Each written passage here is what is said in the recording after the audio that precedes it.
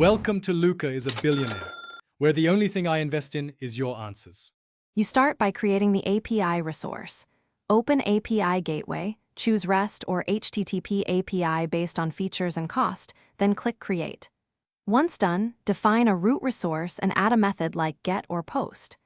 Make sure to attach the integration type, Lambda, HTTP, or mock, and configure authorization if needed. Save and deploy a temporary stage so you can test early. This avoids chasing errors later and validates your backend integration immediately. Next, focus on integration details and mappings that make the API reliable. Attach the Lambda function or HTTP endpoint, enable Lambda proxy if you want pass-through behavior, and test invocation.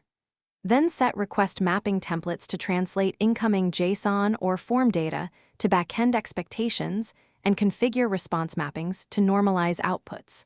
Once mapped, apply throttling and rate limits at the stage level, and if you need monetization or quotas, create usage plans and link API keys for clients.